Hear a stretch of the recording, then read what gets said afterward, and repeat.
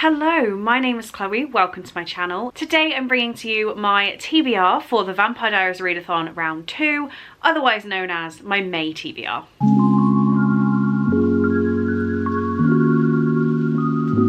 So if you have not heard, I am hosting the Vampire Diaries Readathon round 2 throughout the whole month of May, and I will link the announcement video for that down in the description for you in case you'd like to get involved. I am going to be spoiling the prompts in this video, so please do make sure you've watched the announcement before you watch this one. I wanted to bring you a whistle-stop tour of all of the books I'm going to be reading in the month, if there are specific reasons for me reading them, and yeah, what prompts I'm fitting them to. If you have any questions about any books you want to read and whether they fit the prompt, they probably do. I'm not exactly policing this to the nth degree, but if you would like some reassurance, then please do reach out and ask. So let's not beat around the bush. The first prompt is Elena Gilbert, our main character, read a book getting a lot of attention, and I have gone for Never Lie by Frida McFadden.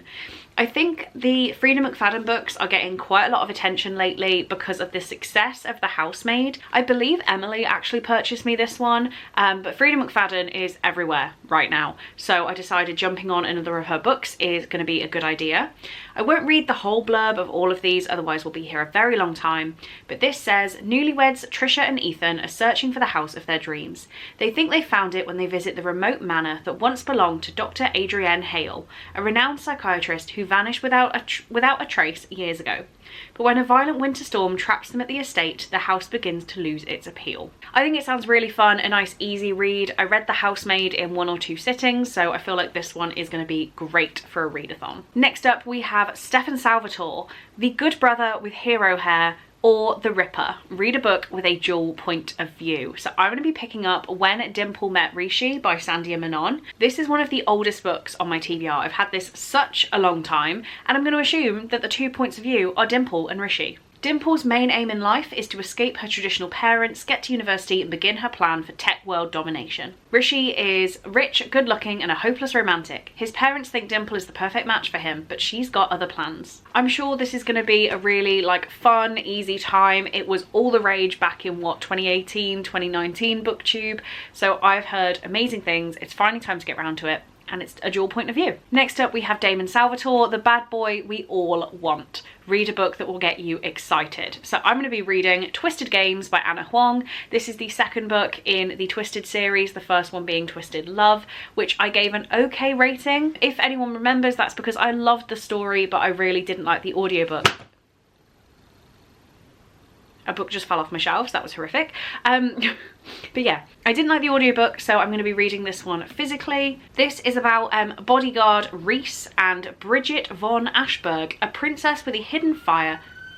Now a siren? A princess with a hidden fire that reduces his rules to ash. Day by day she breaks down his defences. He swore an oath to protect her, but it's not enough. She must be his. So here for it, forbidden romance. I'm sure that's going to get me excited. Next up we have Bonnie Bennett, The Dependable Best Friend. So read a 5-star prediction, and I have gone for Come Back to Me by Mila Gray. This book I've wanted to read for such a long time, but I always put it off thinking I need to savour this goodness. So I really do hope it delivers. We're following Jessa and Kit. So they meet when they're 11. At 14 she has a bit of a crush, and now she's fallen in love. A fellow Marine like her brother Riley, Kit is off limits, and Jessa knows better than to give in to her feelings for her brother's best friend. I feel like that's all we really need to read from that. We've got a Marine and we've got brother's best friend. So this may have some long distance content in it as well, and I think it's a solid contender for a 5-star read for me. Next up, Caroline Forbes, Miss Mystic Falls. Read a book with a strong female character. So I'm going to be reading Queen of Shadows by Sarah J Maas. This is the book this month for the Trash for Mass read along, which again I will link the playlist for that if you have not been taking part. This is a read along where we read one Sarah J Maas book a month, and May it's time for Queen of Shadows. This one is a little bit on the chunkier side, so it's not great for a readathon. It is 645 pages, my copy, so a little bit of a longer one, but that does mean I get 645 extra points for reading this. This is the last of the Throne of Glass series that I have read previously, and I promise you I don't remember a single thing that happens in this. I really don't. I don't think I could tell you a single plot point. So I'm very excited to read this again, and I definitely think Selenia counts as a strong female character. Next up, we've got Matt Donovan, the one human always left alive. Read a book with human main characters. So we're going to be reading The Serial Killer's Wife by Alice Hunter. I say we because this is the Patreon buddy read for May, and I decided to put 5 books together that would fit the Matt Donovan prompt that we would vote between and pick. So we went with The Serial Killer's Wife. This is about Beth and Tom Hardcastle, who are the envy of their neighbourhood. They have the perfect marriage, the perfect house, the perfect family. When the police knock on their door one evening, Beth panics. Tom should be back from work by now. What if he's crashed his car? She fears the worst. But the worst is beyond imagining. As the interrogation begins, Beth will find herself questioning everything she believed about her husband. They're saying he's a monster, and they're saying she knew. I think this sounds fantastic. It gives me vibes of My Lovely Wife by Samantha Downing, which I really did like. So I'm thinking that this is going to be a fun time. It's going to be great to read with the patrons. I didn't want to slack on a buddy read because of the readathon, so hopefully we will all smash this prompt together. I mean, they could have used it for other prompts, but this is what I chose it for. Sorry if the lighting's going a little bit weird. Obviously we're coming into British spring. I think we'll just call it spring, so the lighting's crazy. Next up, we have Jeremy Gilbert, The Little Brother, continue a series. So I'm going to read Untamed by PC and Kristen Cast. I have many series on my shelves, but it only felt right to pick this one because I did have it picked for the final book support group and then never got round to it. So this is book 4 in the House of Night series. The House of Night series follows young fledgling vampires as they enter the House of Night, which is a school that they stay at while they become full vampires and go through the transition. It also felt right to use a vampire book for the Vampire Diaries readathon. Obviously you don't have to read vampire books, but I thought at least having one on my TBR was a good idea. So this is my series. Next up, Tyler Lockwood, one of everyone's least favourite characters. So read a book with a low rating, and I've gone for The Lock-In by Phoebe Luckhurst. I did check out the rating for this because what I did was open my Goodreads and rate my unread shelf from worst to best, and I'm sure this was the worst rated book. Let me just check it again now. Not that I'm changing my book because this is still going to be a low rating, but is it the lowest? Okay, so average rating, this is actually at the bottom. If I show you my screen, we do have a true crime book and we have Hannah's book, but these have a 0 rating right now, so I'm not counting those. So the lowest book that's actually rated is The Lock-In. This is supposed to be a cute contemporary romance. I really haven't heard that much about it, so it'd be really good to hear from you guys down below if you have read it and if you don't like it. But this cover is gorgeous. I wanted to love this book because I want to keep it on my shelves forever, but it doesn't seem like I'm going to.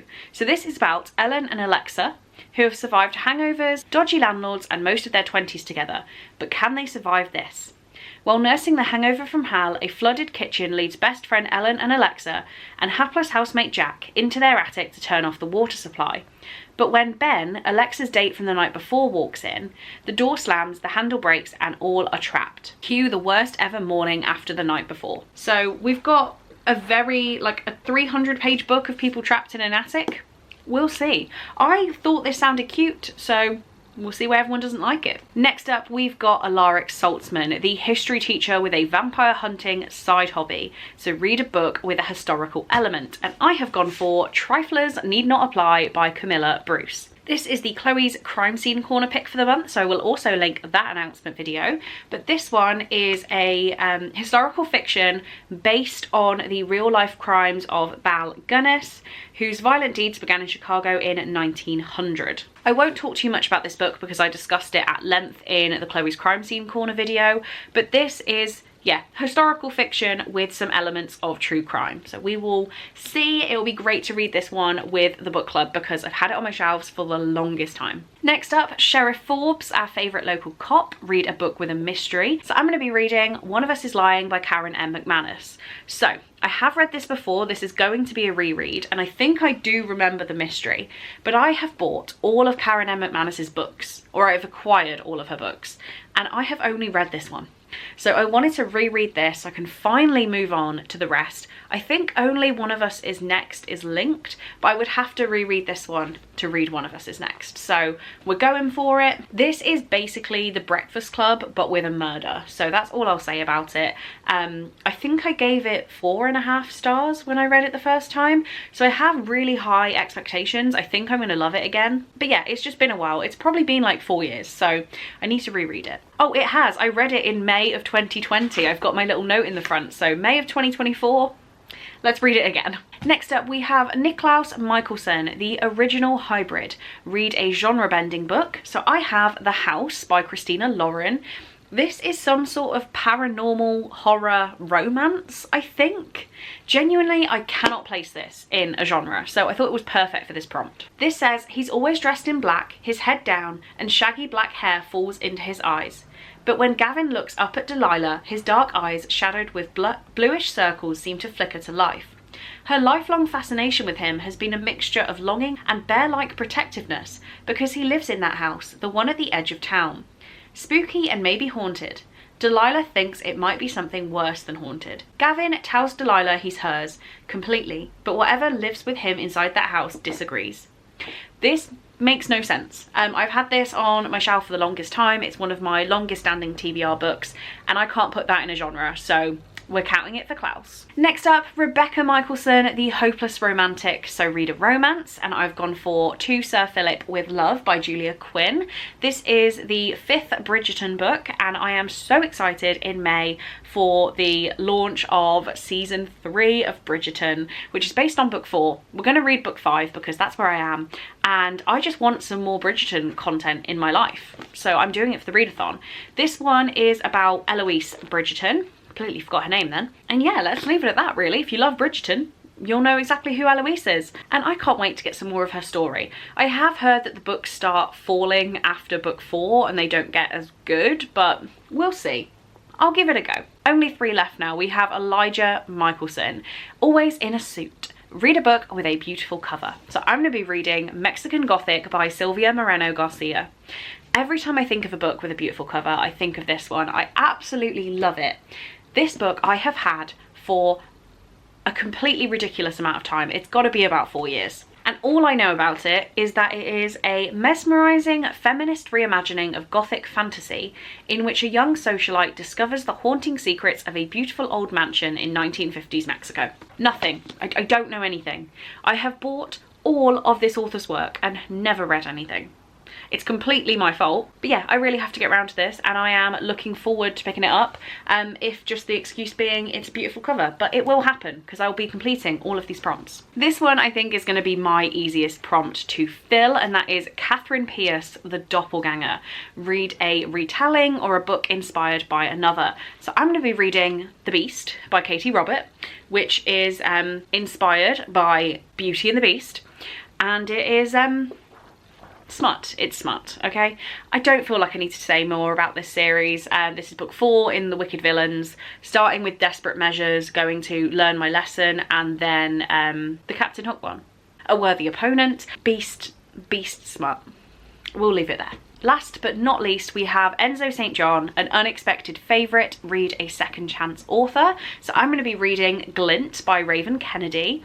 This one, I may have stretched the barriers of second chance author because I have read Guild, and I think I gave it 3 stars. So it's not that I didn't love it, but I think this is a second chance at loving an author.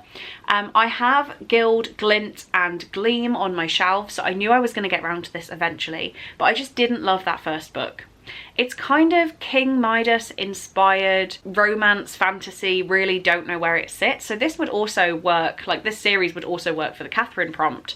But yeah, I didn't absolutely love it. So I would like to give the series another shot and read it for the Enzo prompt. So bit of a change of outfit and everything, you will see, but the end of my video actually corrupted. So I have no content from it. Luckily, I'd finished showing you all the prompts, so all I'm here to say is I really hope that you guys get involved in the readathon. As I said at the start, all the information will be linked down in the description. Please do go check it out. But for now, Chloe in the wrong outfit and on the wrong day says thank you so much for watching this video. I really do hope you enjoy, and I will see you in the next one. Bye!